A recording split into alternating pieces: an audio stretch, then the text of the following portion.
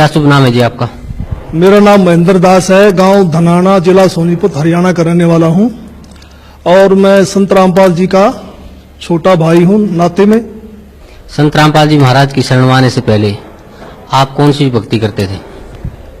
वैसे तो भक्ति की रुचि बचपन से ही थी, फिर महाराज जी का बचपन से साथ मिलने से हनुमान जी की भक्ति, भगवान शिव के व्रत रखना, शिवलिंग पे जल चढ़ाना, वह भगवान विष्णु जी को विशेष रूप से मानता था, भगवान श्री कृष्ण जी को।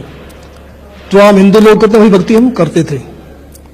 फिर मैं नौकरी लग गया, गुरु जी संत रामपाल जी से मैं दूर हो गया।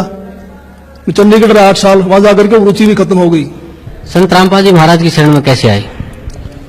फिर मैं 1991 में चंडीगढ़ से रोहतक आ गया और एसपी रोहतक का मैं ड्राइवर लग गया। मेरी पुलिस डिपार्टमेंट में नौकरी थी और महाराज जी पहले सिरसा वगैरह में पोस्टेड थे, जूनियर इंजीनियर की, और गुरुजी फिर रोहतक में पोस्टेड हो गए। गुरुजी और फिर मिलना जुलना शुरू होगा। और गुरुजी लंच टाइम में मेरे पास रोजाना आते थे, लगभग 4 महीने लगातार आए और सत्संग की, भक्ति की बातें बताने लगे कि भक्ति करनी चाहिए, भक्ति से दुख दूर होते हैं, सुख मिलता है, मोक्ष मिलता है। लेकिन मेरी रुचि विशेष नहीं थी और मैं महाराज जी को मना भी नहीं कर सकता था कि मेरे पास क्यों आए हो, क्योंकि बड़े भाई साहब थे। तो मैं अंदर से दुखी बहुत था कि रात को ड्यूटी करते हैं, दिन में ये आगे बैठ जाते हैं। लेकिन एक दिन मैंने कह ही दिया कि भक्ति में कुछ नहीं रखा, काम करो और बच्चों का पालन पोषण करो, इससे बड़ी कोई भक्ति नहीं है। फिर गुरु जी ने धीरे धीरे आना बंद कर दिया। फिर मेरे जीवन में एक ऐसी घटना घटी, 1992 की बात है कि मैं एक डीआईजी को लेकर के मधुबन गया हुआ था, पुलिस ट्रेनिंग सेंटर के अंदर। रात को वहां ठहरे, मैं सुबह सोकर उठा तो मैंने देखा, मैं चारपाई पर लेटा हुआ, मेरी आंखें खुल गई। तो लेटे लेटे मैं क्या देख रहा हूं कि मेरे पैरों की तरफ उस मकान कमरे में 2 खिड़कियां थी।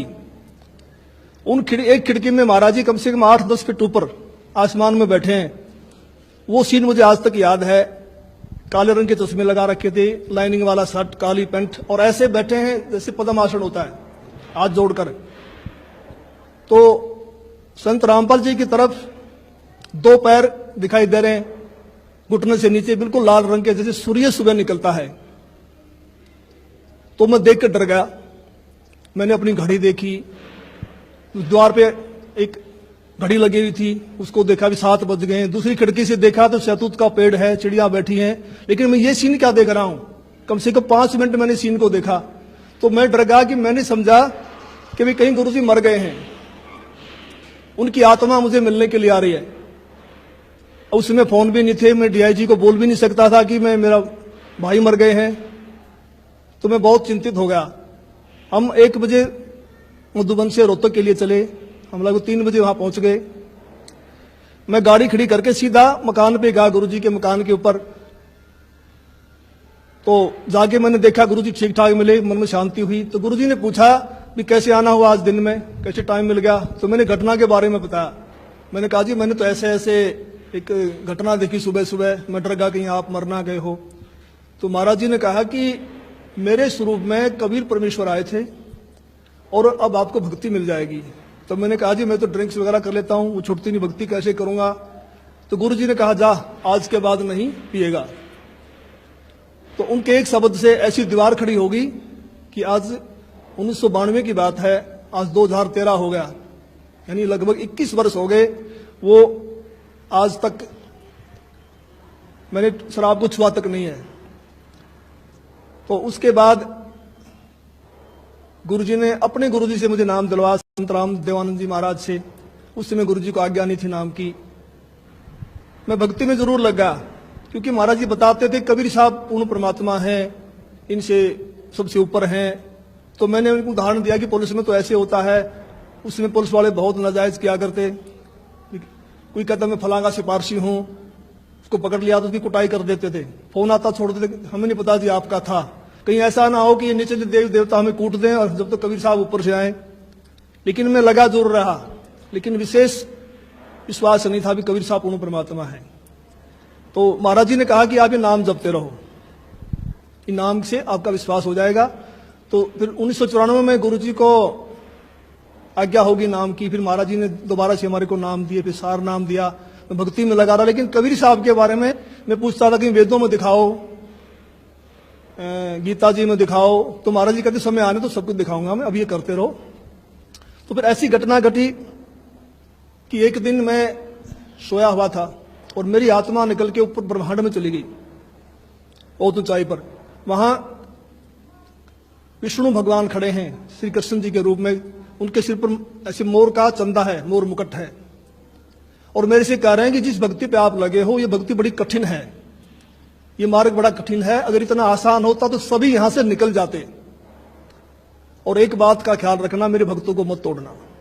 जैसे मेरी आत्मा, मेरा सूक्ष्म शरीर मेरे शरीर में आया तो मेरी आंख खोली तो मेरा सारा शरीर पसीने से भीगा हुआ था, और मैं बिल्कुल सर्दी का महीना था, मैंने कपड़े चेंज किए पसीना पोंछकर, और मैं सुबह उठ करके अपनी ड्यूटी पे आया तो महाराज जी से मुलाकात हुई। मैंने महाराज जी को बताया कि ऐसे ऐसे घटना घटी रात को।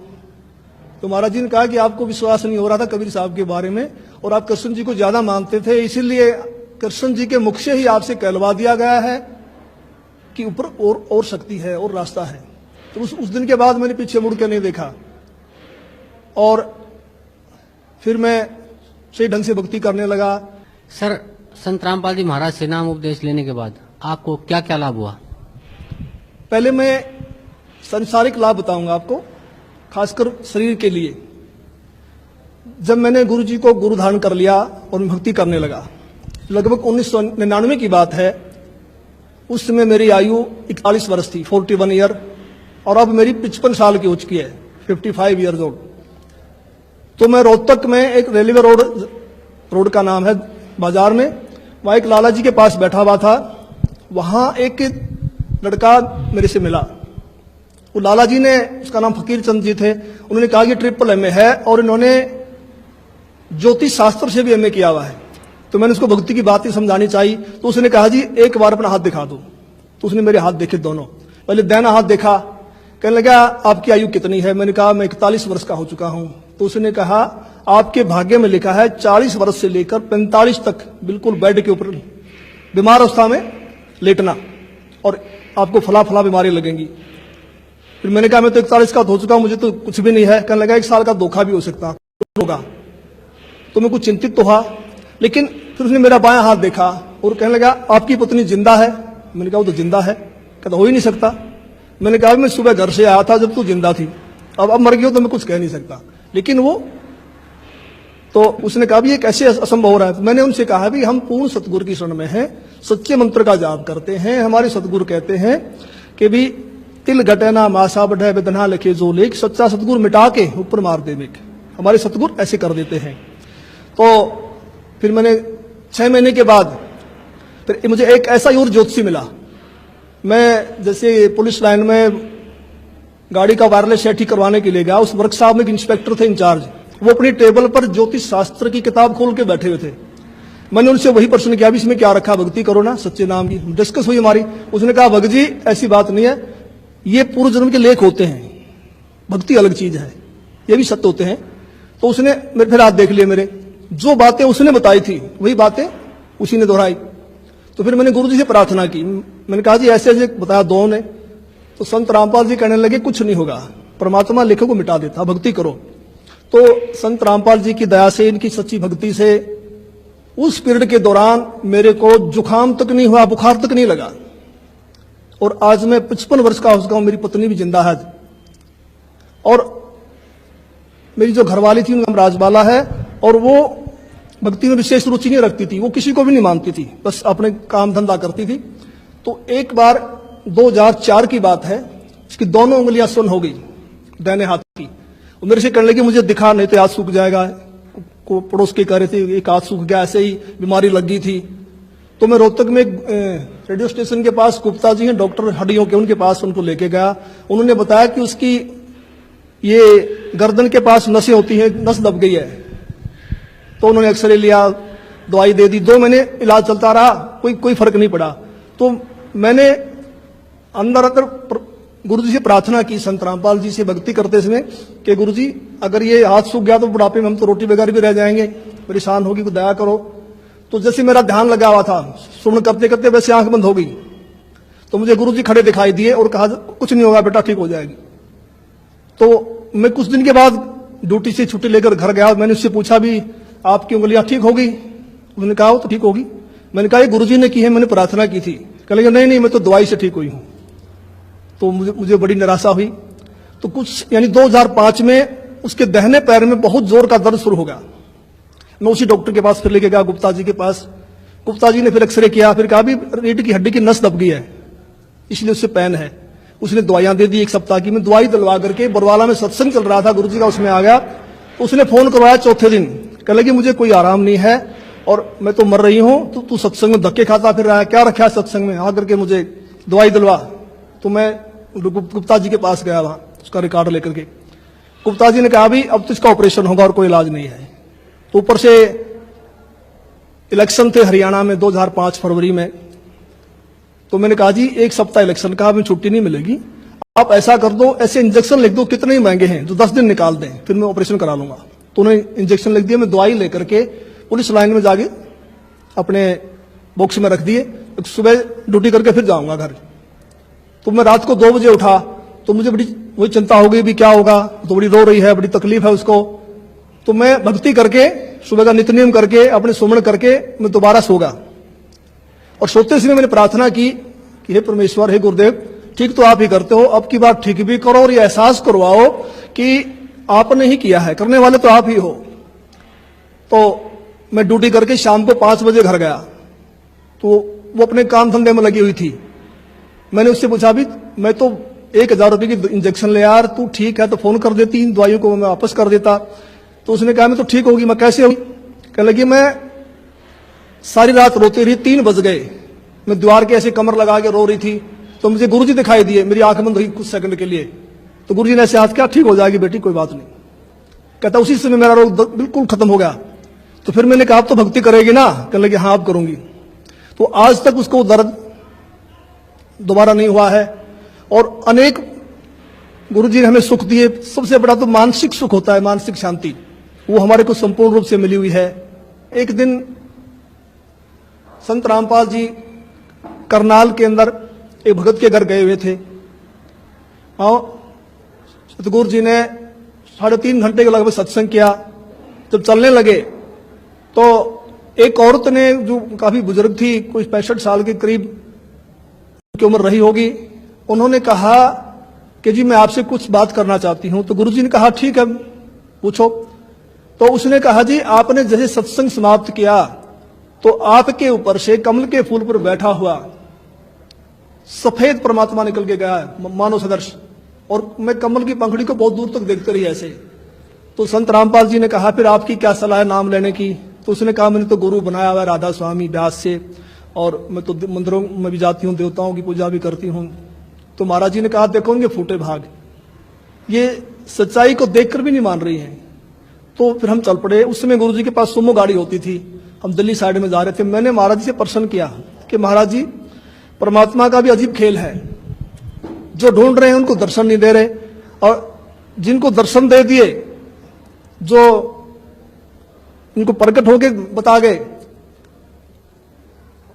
वे इसको मान नहीं रहे कि परमात्मा की क्या लीला है। तो महाराज जी ने कहा ये बुद्धि से परे का विषय है और इसको आप नहीं समझ पाएंगे। फिर मैंने कहा जी बताओ, दया करो। संत रामपाल जी ने बताया कि ये औरत 600 वर्ष पहले जब कबीर परमेश्वर आए थे, उनकी शिष्या थी। इन्होंने लगभग 5-6 महीने भक्ति की, फिर इन्होंने नाम छोड़ दिए।